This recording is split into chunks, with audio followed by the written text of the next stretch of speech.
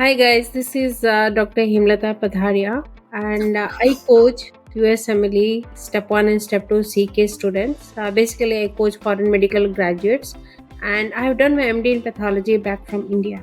How was your journey from India to US?